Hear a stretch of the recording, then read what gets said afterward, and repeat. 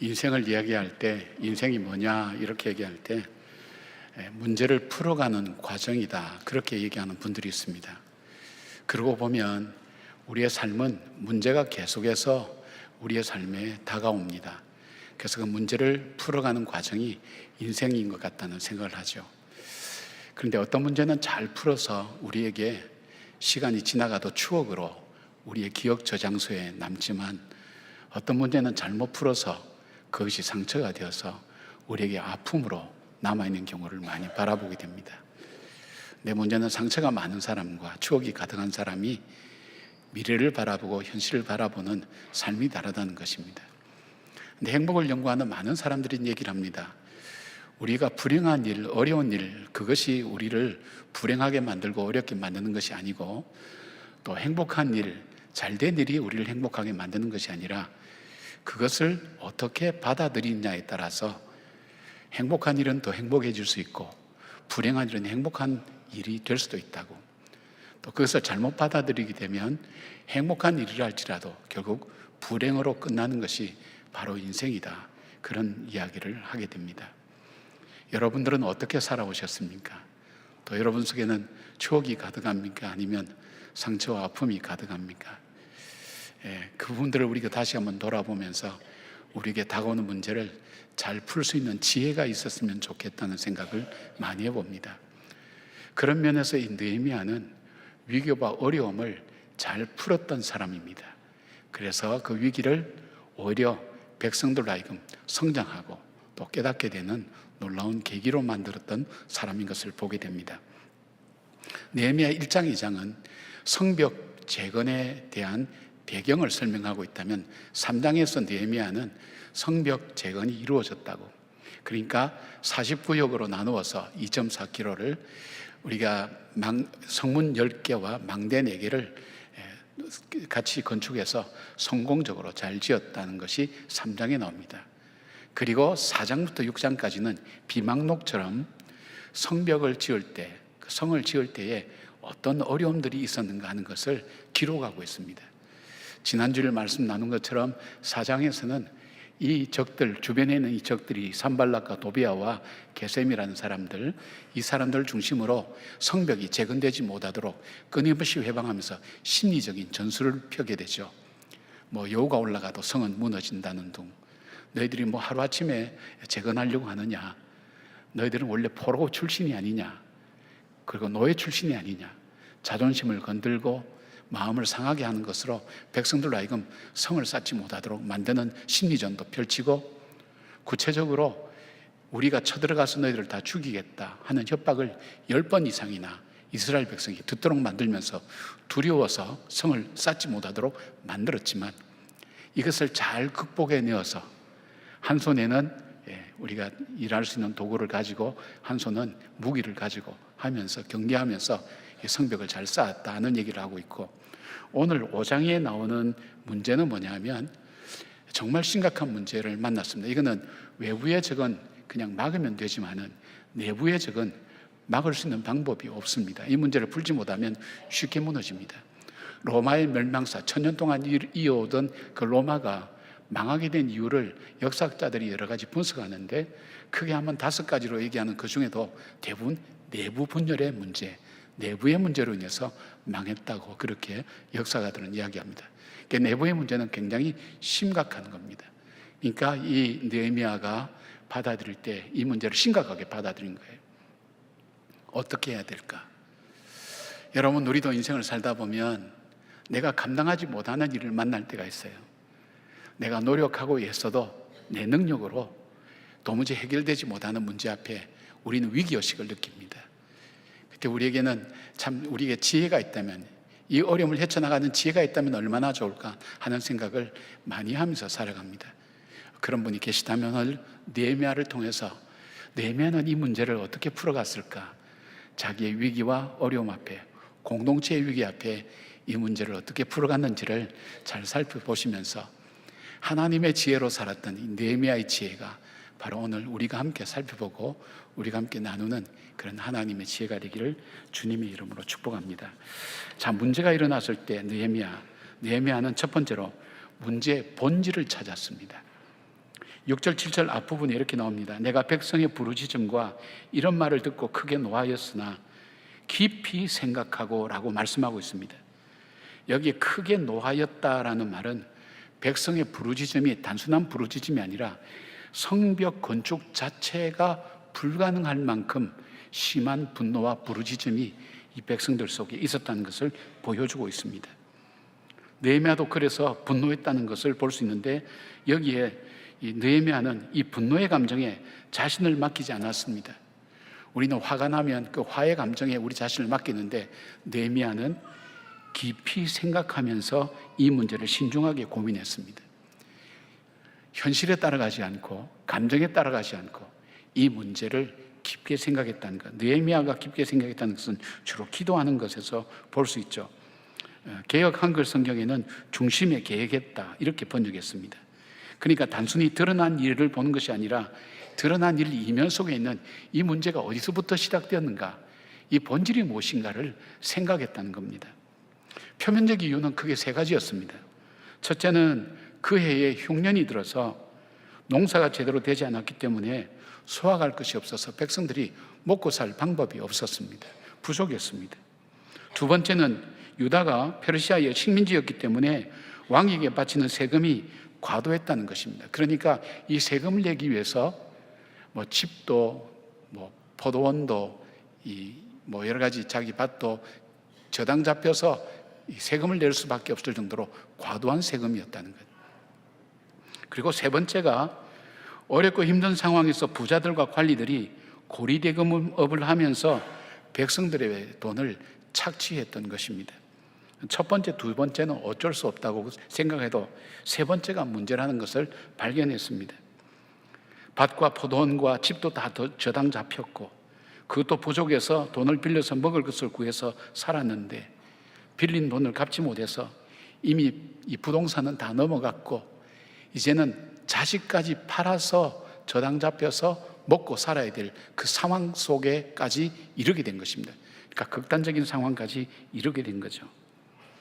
자, 지금 하나님이 기뻐하시는 공동체를 세우기 위해서 성벽 건축을 하고 있는데 이 공동체 건설은커녕 성벽 건축도 더 이상 할 수 없을 정도로 지금 처참하게 공동체 안에 무너진 모습을 보게 됩니다.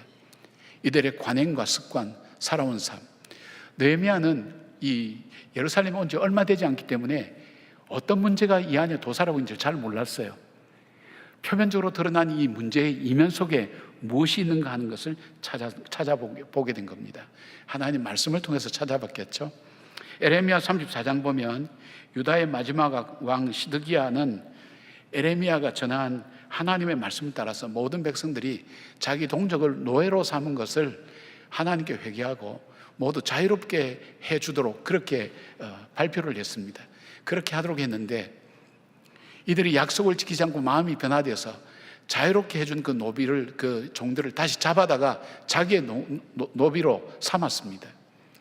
그때 예레미야가 하나님 말씀을 전합니다. 이 34장 17절 보니까 유다 백성이 이 법을 지키지 않았은즉 하나님께서 유다 백성을 칼과 전염병과 기근으로 치고 열방에 흩어버릴 것이라고 그렇게 말씀하셨습니다. 그리고 바벨론에게 그들은 결국 망했습니다. 이 말씀에서 느헤미야는 지금 드러난 현실적인 문제는 하나님과의 문제고 영적인 문제라는 것을 깨달았습니다. 140년간 성벽을 건축하지 못한 것도 이들이 약하고 부족해서가 아니라 결국 이들 속에 하나님 법을 지키지 않고 죄를 지어온 것 때문이라는 것을 발견하게 된 겁니다. 여러분, 우리는 어려운 일을 만날 때에 다양한 반응을 보이죠. 특별히 성실히 살고 열심히 살았는데도 어쩔 수 없이 위기와 어려움 가운데 처할 때에는 우리에게 분노가 일어납니다. 세상을 원망하기도 합니다. 낙심하기도 합니다. 그러나 이럴 때에 느헤미야의 모습을 통해서 우리가 나에게 나타난 이 현상, 드러난 이 모든 문제 이면 속에 더 본질적인 문제는 무엇인가 하는 것을 생각해 보라는 것입니다. 분노에 감정에 나를 맡기지 말고, 그리고 현실에 일어난 일들 앞에 나를 맡기지 말고 더 근원적인, 현상 그 너머에 있는 근원적인 문제가 무엇일까? 나에게 무슨 문제가 있을까? 어떤 문제가 있을까 하는 것을 살펴보는 것이 중요한 것입니다. 느헤미야는 깊은 생각을 하면서 말씀을 보고 기도를 하면서 이 문제를 찾았을 때에 근본적이고 본질적인 문제를 알게 된 겁니다. 저들에게 계속되는 그 문제의 어려운 것은 무엇이냐? 드러난 문제보다도 더 급하고 필요한 것, 바로 그것이 있다는 것을 하나님께서 말씀하고 있는 것입니다. 저는 상담을 오랫동안 했으니까 가정 문제로 상담할 때 주로 상담의 주제가 처음 시작이 자녀 문제로 시작합니다. 우리 자녀가 말을 안 들어요. 이렇게 빗나가고 있어요. 신앙생활 안 했어요. 다양한 여러 가지 문제를 합니다. 근데 상담을 하고 대화를 하고 2회 내지 3회 정도쯤 하다 보면 이게 자녀 문제가 아니라 부부 문제라는 것을 알게 되는 거예요. 그리고 스스로 인정해요. 우리 부부가 문제가 있었네요. 부부와의 관계에서 이야기를 또 해요. 하다 보면 부부의 문제가 아니라 그 남편이나 아내의 그 마음속에 있는 개인의 상처와 아픔이 그것이 나타나면서 문제를 일으킨 거예요. 상처 있는 부모는, 상처 있는 남편은 상처 있는 가정을 만들 수밖에 없어요. 상처 있는 가정을 만들 수밖에 없어요. 그 근원을 찾게 돼요. 자기 자신의 내면을 찾고 자기의 상처를 치유하면서 관계가 회복되고 가정이 회복되고 자녀도 회복되는 경우를 많이 경험하게 됩니다.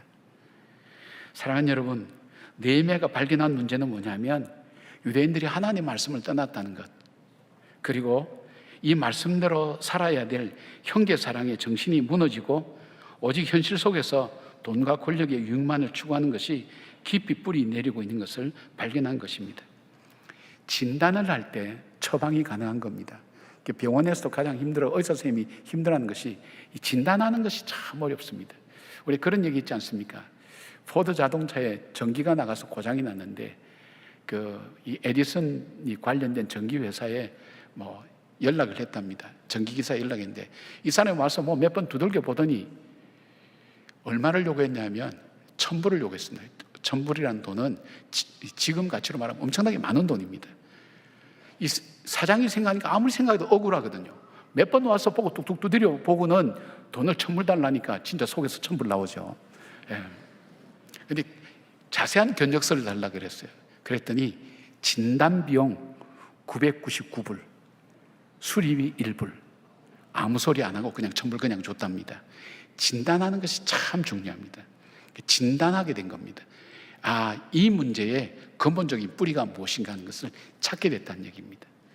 사랑하는 여러분 속에 일어나는 일들, 내 마음의 갈등들, 또 부부관계에서 일어나는 일들, 가정의 문제들 볼 때에 단순히 현상만 보지 마시고 그 이면 속에 본질적인 무엇인가를 말씀 속에 기도하면서 찾아보는 그런 지혜와 인내가 우리에게 필요하다는 것, 바로 느헤미야가 가졌던 문제라고 볼 수가 있습니다. 그런 지혜를 갖는 저와 여러분 되기를 주님의 이름으로 축복합니다. 여러분, 내가 고통스러워하고 낙심하고 어려워하고 힘들어하는 그 일의 이면 속에는 하나님을 믿는 우리에게 무슨 뜻이 있는가 하면 너가 생각하는 것보다, 너가 소중히 여기는 것보다 더 급하고 더 중요한 일이 있다는 하나님의 말씀이라는 것을 여러분이 한 번만 생각해 보신다면 진지하게 내 문제의 그 본질을 찾기 위해서 우리는 함께 기도하면서 또 말씀을 보게 될 것입니다. 두려워하지 마시고 무서워하지 마시고 좌절하지 마시고 문제의 본질을 찾게 하시는 그 하나님 앞에 나아가는 저와 여러분 되기를 바랍니다. 두 번째로 느헤미야가 이 문제를 풀어가는 두 번째 지혜는 뭐냐면 하나님의 말씀을 따라 문제를 해결해 나갔습니다. 느헤미야에게서 문제를 풀어가는 기준과 자세를 우리가 잘 볼 수 있습니다. 느헤미야는 귀족들과 민장들을 불러서 잘못을 지적하는 것이 굉장히 부담스러울 겁니다. 왜냐하면 지금 성벽 공사가 귀족들과 민장들이 헌신해서 이 사역을 감당하고 있는 겁니다. 그런데 이들이 반발할 때 어떤 일들이 일어나면 정치적으로나 행정적으로 어려움과 함께 성벽 쌓는 것이 중단될 위기가 발생할 수 있다는 것입니다. 두 번째로는 공동체의 분열이 일어날 수 있다는 것입니다. 가진 자와 가지지 못한 자의 사이를 나누고 귀족과 관리들의 잘못된 것을 비난하고 정죄한다면 자신이 꿈꾸고 기도했던 하나님의 백성의 아름다운 공동체는 분열될 수밖에 없다는 것입니다. 그리고 세 번째는 이들이 느헤미야의 말을 듣지 않을 경우에 리더십에 손상을 입어서 성벽 쌓는 일을 이룰 수도 없고, 또 공동체를 하나님이 기뻐하시는 모습으로 만드는 일에 어려움이 따를 수가 있습니다. 자, 어떻게 해야 될까요? 느헤미야는 굉장히 마음에 부담이 많이 갔을 거예요. 그러나 깊게 생각하고 난 후에 이 문제를 풀어가는 그의 자세와 태도를 우리가 좀 살펴봐야 됩니다. 제일 먼저 느헤미야는 백성들의 고통과 아픔을 공감했습니다. 그들이 참다가 더 이상 참을 수 없는 상황이 되어서 원망하고 울부짖는 것을 보면서 분노하면서 공감했습니다. 또한 원망의 대상이 된 귀족과 민장들을 분노로 다루지 않았습니다. 깊게 생각하고 난 후에 우선적으로 이들을 전체 앞에 다루기 전에 개인적으로 불렀습니다. 그리고 말씀을 따라 귀족과 민장들을 꾸짖었다고 되어 있는데, 여기 꾸짖는다는 것은 너 왜 그랬어? 그런 야단치는 것이 아니라 하나님의 법, 율법에 따라서 조사하고 법률적으로 무엇이 잘못되었는가 하는 것을 그들에게 알게 했다는 겁니다. 자기 생각이 아닙니다. 현상적인 게 아닙니다. 이 사람들 잘 몰라요. 왜냐하면 관행으로 해왔기 때문에. 옛날부터 해왔던 관행이에요. 죄책감이 없어요. 죄의식이 없어요. 그런데 하나님 말씀을 비추어서 그 말씀에 따라서 잘못되었다는 것을 그들에게 인정하고 받아들이게 됐다는 것입니다. 율법은 하나님 말씀이죠. 이 말씀에 의해서 형제들에게 이야기합니다. 높은 이자를 취하여서 어렵게 만들었다고 지적합니다. 그리고 공사를 중단하고 대회를 열었습니다. 이 대회는 이제 먹고 살 길이 없어서 자녀를 종으로 팔아서 원망으로 가득 찬 사람들도 모이고, 그 대상이 되는, 원망의 대상이 되는 귀족과 민장들도 함께 모여서 함께 의논하는 그런 대회입니다. 고리대금은 오래전부터 관행처럼 해왔기 때문에 죄의식 없는 그 사람 앞에 율법을 통해서 하나님 백성이 어떻게 살아야 되느냐 하는 것을 일깨워주는 기회로 삼는 것입니다.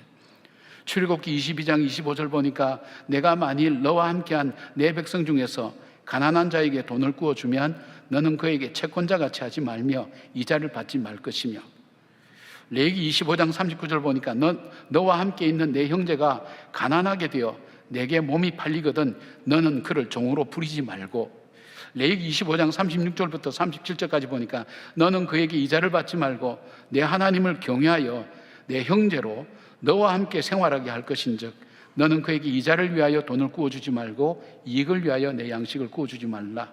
그리고 이어지는 38절에 이렇게 합니다. 나는 너희의 하나님이 되며 또 가나안 땅을 너희에게 주려고 애굽 땅에서 너희를 인도하여 낸 너희의 하나님 여호와이니라. 그렇게 말씀합니다. 쉽게 말씀드리면 이 말씀이 그냥 무슨 말씀이냐, 너희들 원래 노예였어. 근데 그 노예인 너를 내가 애굽에서 해방시킨 거야.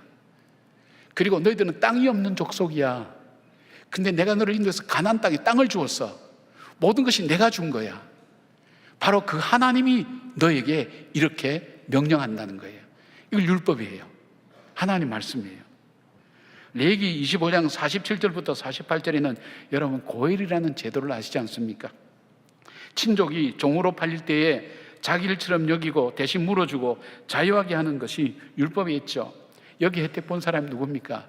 룻과 나옴이라는 사람 아닙니까?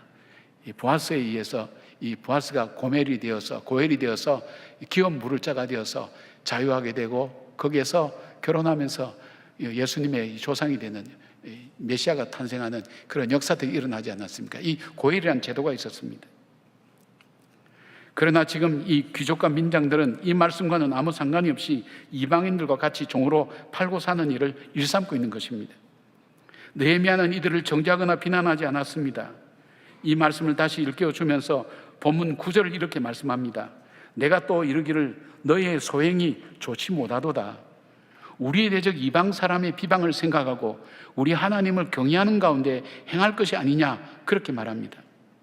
아까 말씀드린 것처럼 우리는 하나님의 백성이며 애굽에서 종되었던 우리를 자유하게 해주셨고 가나안 땅을 우리에게 선물로 주셨는데, 어느새 우리는 하나님의 큰 사랑을 받은 백성답게 살지 않고 하나님의 말씀 따라 사는 것이 아니라 이방인과 똑같이 살고 있고, 그래서 이방인들에게 조롱과 비방을 받지 않고 있느냐, 그렇게 호소합니다. 이 히브리어 문장을 보면 명령령이 아닙니다. 나무라는 말이 아닙니다. 간곡히 부탁하듯 하나님의 은혜를 기억하고 하나님의 말씀을 따라 살자고 그렇게 호소하는 내용입니다. 그리고 느헤미야는 자신과 형제와 종자들도 역시 돈과 양식을 백성들에게 빌려줬다고 그렇게 얘기합니다. 그러면서 모두가 간행을 따라서 해왔지만 이제 모두 당장 하나님 말씀대로 순종하며 살자고 말합니다. 그들이 말씀에 감동을 받죠. 그대로 하겠다고 회개하며 그들이 순종하겠다고 하자 느헤미야는 제사장 앞에서 맹세하게 하고 이제는 하나님을 경외함으로 살자고 그렇게 말합니다. 13절 보니까 회중이 다 아멘하고 여호와를 찬송하고 백성들이 그 말한 대로 행하였느니라고 말씀합니다.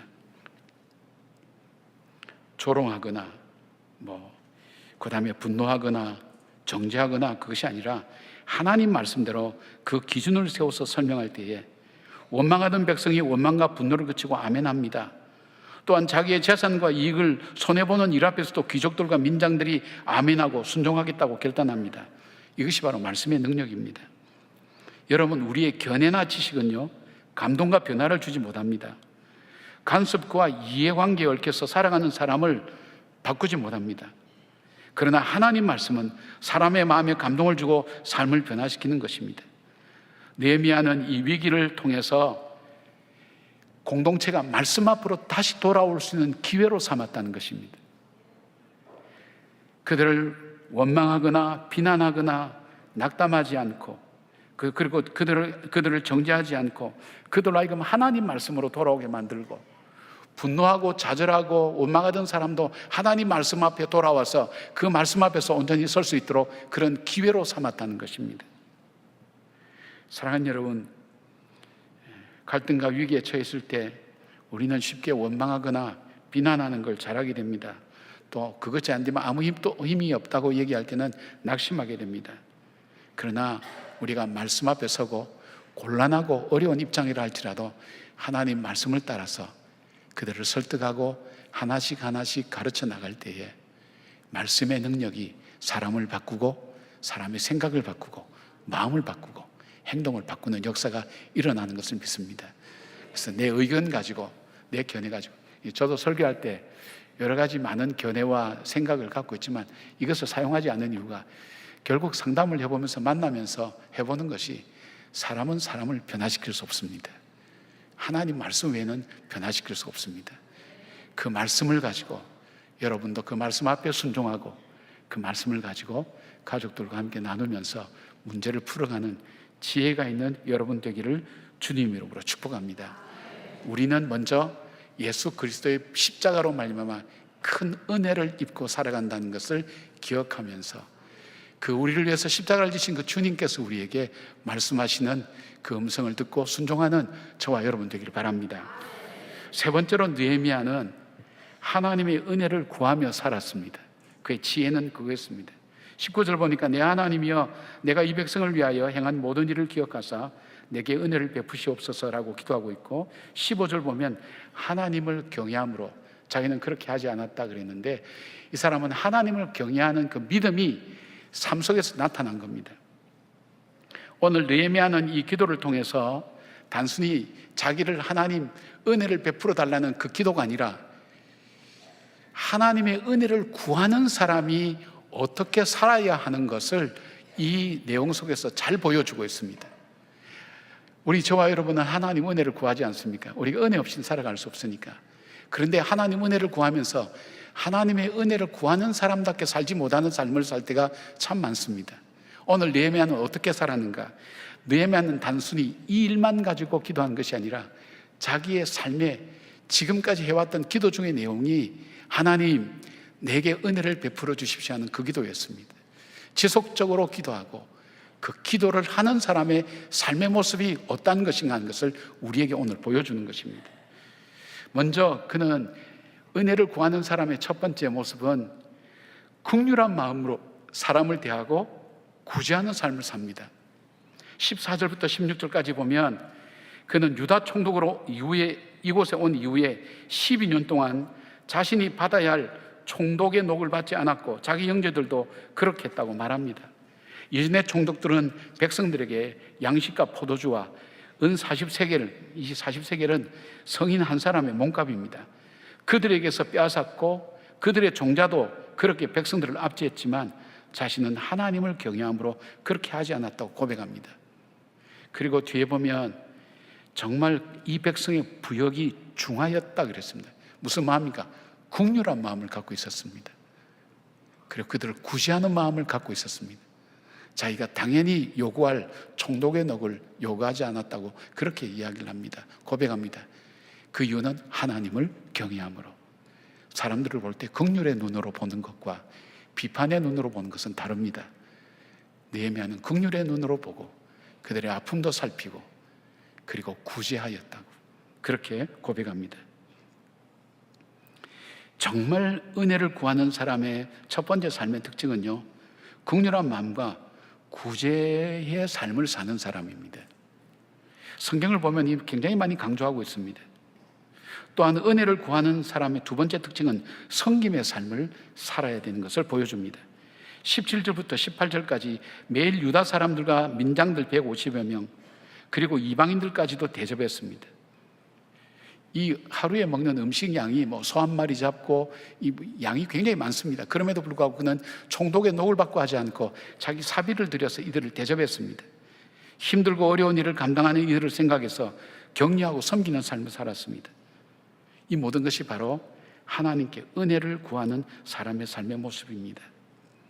여러분, 우리는 은혜라고 생각하면 뭔가 갑자기 하늘에서 축복처럼 쏟아지고 하는 그것을 생각하는데 우리의 일상이 축복이죠. 그런데 느헤미야가 받은 일상의 축복을 우리가 한번 더듬어 볼까요?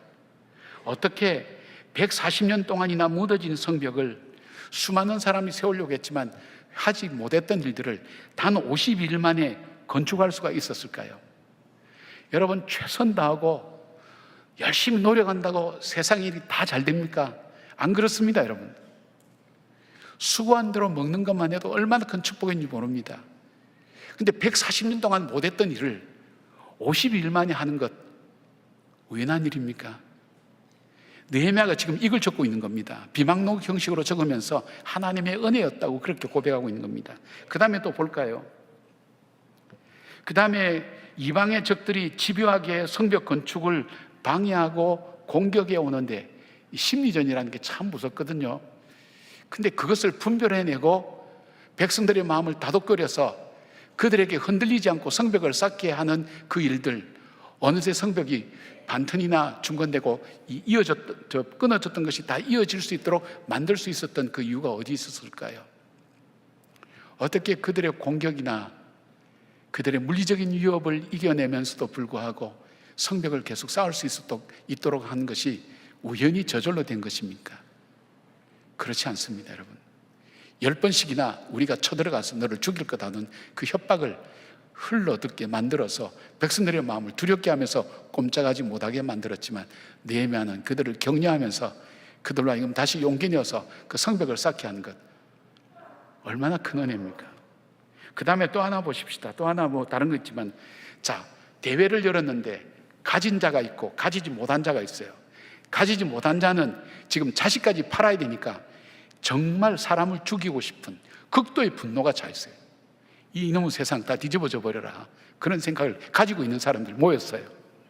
그 다음에 그 대상, 지금까지 관행처럼 늘 해왔는데 지금도 우리는 특별하게 잘못한 것보다도 옛날부터 해왔던 것을 그대로 하고 있는데, 이 고리대금업을 하고 있는데 이것이 뭐가 잘못됐느냐 생각하는 그 사람들하고 같이 모여 있는 거예요. 이 두 사람이 대화가 될까요, 여러분? 저는 우리나라 노동운동이 일어나는 86년, 87년, 88년 그때까지 성남공단이 있었어요. 그 옆 회사는 분신자살하는 것도 있었고요.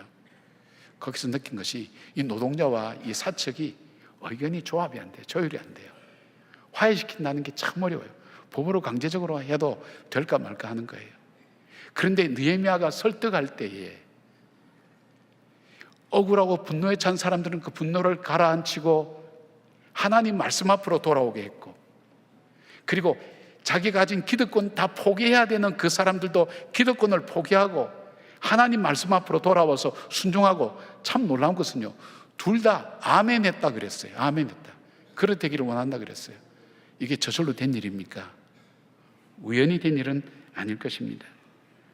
여러분, 은혜가 뭔가 특별한 것으로 받는 것으로 생각할 수 있지만 우리가 일상 속에서 믿음 안에서 살 수 있다는 것, 때로는 삶의 고난과 시련이 다가와도 이겨낼 힘과 용기와 지혜로서 극복하며 살아간다는 것, 그리고 하나님의 백성답게 사는 것, 의와 희락과 화평이 넘치는 그런 삶을 사는 것보다 더 크고 놀라운 은혜가 어디 있습니까? 사랑하는 여러분, 하나님의 은혜를 구하는 자, 우리 모두 구하죠. 우리의 삶 속에 있어야 될 그 신앙이 삶이 되어 나타나는 것이 뭘까요? 내면 우리에게 구제와 긍휼의 마음, 섬김의 삶에 대한 얘기를 하고 있습니다. 긍휼히 여기는 자는 긍휼히 여김을 받는다고 했습니다. 지나가는 나그네를 대접하다가 자기도 모르는 사이에 천사를 대접하여서 복을 받은 사람의 이야기가 성경에 많이 나옵니다. 모세는 우리의 인생은 70이요 강건하면 80이라고 했습니다. 수고와 슬픔밖에 없는 것이 우리 인생이라고 말합니다. 그러나 나 같은 죄인이 용서함 받고 주 앞에 의롭다함을 받고 천국의 산소망을 선물로 받았습니다. 우리가 하나님 앞에 설 때 무엇으로 설 수 있겠습니까? 이 땅을 살면서 말씀을 따라서 긍휼과 구제 그리고 섬김을 통해서 친히 제자들의 발을 씻기신 주님께서 우리 삶도 그렇게 살라고 말씀하신 그 말씀을 순종하며 살았던 바로 그 삶이 주님 앞에 설 때에 우리가 보고드릴 수 있는 삶의 모습이 아닐까요? 요즘 그럽니다. 믿는 사람이 다하다는 얘기를 참 많이 듣습니다. 재밌는 얘기를 하나 해드릴까요? 사람하고 개하고 비교하지 마라 그렇죠. 왜냐하면 개하고 비교해서 좋을 게 하나도 없어요. 개보다 못하면 개보다 못한 인간이라 그러고, 개처럼 하면 개 같은 인간이라 그러고, 개보다 좀 심하면 개보다 더 심한 인간이라 그러고, 개보다 비교해서 좋은 건 하나도 없어요. 근데 요즘 사람들이 믿는 사람이 다 한다는 얘기를 우리가 많이 듣습니다. 우리는 그 긍휼과 은혜를 받았습니다. 그리고 그 사랑을 받았습니다. 그 소망을 받았습니다.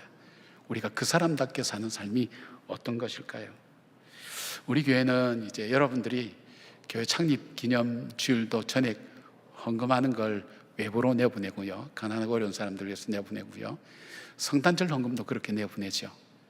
그리고 사랑의 쌀도 하죠. 그 다음에 우리가 기쁜 남상도 통해서 하죠.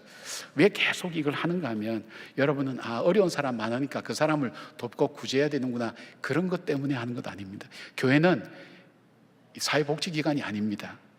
교회는 복음으로 하나님의 말씀을 전해야 됩니다. 그러나 이 복음의 말씀을 갖고 있는 우리가 삶을 통해서 나타나는 방법은 구제하고 긍휼히 여기는 마음이에요. 긍휼 사역과 구제하는 것. 그리고 뭡니까? 우리가 섬김을 강조하는 게 뭘까요? 바나바의 섬김을 강조하고 이 훈련을 계속해야 된다는 이유가 뭘까요? 이 섬김을 통해서 하나님 역사를 이루고 우리의 신앙이 아름답게 빛나기 때문입니다. 그래서 우리 장로님들과 함께, 우리 담당한 분들과 함께 정말 우리가 도와야 될 사각지대의 사람들이 어디 있는가를 계속해서 찾습니다. 지난주에 아주 감동스러운 편지를 하나 받았는데요, 우리 교회 청년으로 출석하다가 유학 가서 공부 마치고 와서 지금 옆에 외국어 대학교 대협력처장으로 섬기는 견진만 교수님으로부터 온 글이었습니다. 제가 그대로 읽어드릴게요. 김영준 목사님께, 안녕하세요. 어제 장학금 약정식에서 뵙던 외대의 견진만 교수입니다. 30대의 목사님 설교를 들으며 멀리서만 동경하다 50대의 한 테이블 위에서 뵈니 꿈인지 생시인지 신기한 느낌이었습니다. 총각 시절 외대 근처 자취를 하며 주일마다 동안교회에서 예배를 드리며 은혜 충만했던 기억이 지금도 손에 잡힐 듯합니다. 결혼 후 이사를 가면서 동네 교회로 옮긴 후에도 동영상으로 목사님 설교를 듣고는 있습니다. 그 사이에 아이들도 생기고 이런저런 삶의 부침을 겪다 보니 신앙심이 많이 시들해졌습니다. 특히 어느 보육원에서 초등학생과 유치원 학생을 섬기다 코로나 사태로 장시간 연락이 끊겨 결국은 헤어지는 아픔을 안고 살아가다 동안교회에서 자립청년 외대생에게 장학금을 지원하겠다는 소식을 들었을 때 살아계신 예수님의 손길을 느꼈습니다.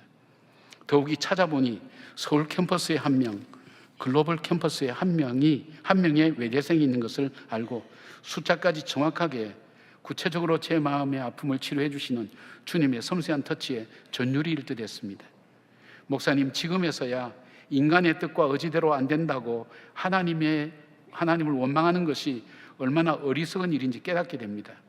하나님을 사랑하는 자 곧 그의 뜻대로 부르심을 입은 자들에게는 모든 것이 합력하여 선을 이루느니라. 목사님 사랑합니다. 그리고 진심으로 감사드립니다. 2025년 6월 21일 견지만 올림 그렇게 되어 있습니다. 이분은 우리 교회에서 신앙생활을 하면서 또 받은 은혜를 생각하면서 이 보육원에 있는, 그러니까 부모가 없는 그 보육원에 있는 그 아이들을 도왔어요. 돕는 그 선한 마음을 갖고 있는데 코로나 때문에 연락이 끊겨지면서 마음에 상처가 된 거예요. 도왔는데 아이들하고 연결이 끊어지니까. 근데 저희들이 어떻게 했냐면 진짜 사각지대가 어딘가 할 때에 사실 이런 얘기를 한번 들었거든요. 지난번 우리 산부 지휘자 지광윤 지휘자 그분이 보육원을 하고 계세요. 지금 거제에서 하고 계시는데 이 아이들이 18살 되면 나와야 돼요. 갈 데가 없어요. 근데 그 중에 좀 열심히 공부한 친구들이 있어서 대학에 지나가는 친구들이 있어요. 국가에서 뭐 장학금을, 학비 같은 거는 지원해 줄 수가 있는데 형평성의 문제 때문에 생활비는 못 준다는 거예요. 그러니까 생활비를 벌다가 결국은 학업을 포기한 학생이 늘어난다는 거예요. 그걸 알게 된 거예요. 그래서 경희대와 외대에 우리가 일정한 인원들, 외대 2명 하기로 했어요.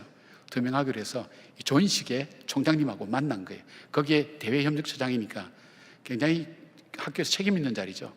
그 자리에 있어서 거기서 만난 거예요. 그런데 우리가 그 얘기를 하는 거니까 자기가 보육원에 있던 아이들 2사람을 지원하다가 소식이 끊어져서 마음에 상처를 입었는데 딱 2사람을 지원하는데 외대 2명의 학생이 있다는 거예요. 전율을 느꼈다는 거예요. 우리는 그냥 사랑으로 그냥 해야 되는 모양이다 했던 것이 어떤 사람에게는 하나님의 음성으로, 하나님의 격려로 들린다는 겁니다. 그리고 그 사랑이 사랑의 고리를 만들어서 하나님 역사를 이어가는 것을 보게 됩니다. 사랑하는 여러분, 우리는 은혜를 구하며 살아갑니다. 하나님 은혜를 구하며 살아갑니다. 은혜를 구하며 살아가는 바로 느헤미야에게 하나님 주셨던 것, 감정에 휘둘리지 않고 현실에 현혹되지 아니하고 그 현실과 감정 그 너머의 본질적인 문제에 눈을 뜨게 하셔서 영적인 문제로 그 삶을 보게 하셨고, 그에게 하나님의 말씀을 따라서 세상의 사람의 감동과 논리와 이해와 이데올로기가 아니라 하나님 말씀을 따라서 하나씩 하나씩 풀어나갈 때에 주께서 그 마음들을 열어가시고 풀어가셨던 그 일들을 우리는 보았습니다. 사랑하는 여러분, 우리는 은혜를 구한다면, 하나님 은혜를 구한다면, 아니 이미 하나님의 은혜를 받았습니다. 우리 안에 하나님 주신 그 사랑으로 구제하고 그리고 긍휼한 마음으로 바라보고 하나님께서 오늘 우리에게 주신 사람들을 섬기고 사랑하는 일들, 그 삶을 통해서 성벽을 완성지어가는, 공동체를 만들어가는 그 느헤미야의 아름다운 일들이 오늘 저와 여러분들의 삶 가운데서도 일어나는 하나님의 이적과 기적의 역사가 되기를 주님 이름으로 축복합니다. 아멘. 기도하겠습니다. 아버지 하나님, 우리에게 참 믿음을 주시고 믿음이 증거하는 긍휼한 마음과 구제의 행위가 우리 가운데 있게 하시고 섬김을 통해 하나님의 역사를 이루어질 수 있도록 하나님, 저희들이 그렇게 살아가게 하여 주시옵소서. 주님의 십자가를 통해서 큰 사랑을 입었습니다. 주님께서 긍휼의 눈으로 우리를 보셨기에 우리를 구원해 주셨습니다. 자비와 은혜를 베풀어 주셔서 우리가 하나님의 백성 될 수 있었습니다. 정말 수고와 슬픔밖에 없는 이 땅 속에서 산 소망을 우리는 받았습니다. 그 소망을 가진 자의 섬김과 사랑이 우리의 삶을 통해서 나타나게 하시고 병들어가는, 멍들어가는 이 땅의 모든 사람들 가슴 속에 하나님의 영광을 드러내는 저희들이 되게 하여 주시옵소서. 주님의 마음을 본받는 주님의 사람들 되게 하여 주시옵소서. 예수님 이름으로 기도드립니다. 아멘.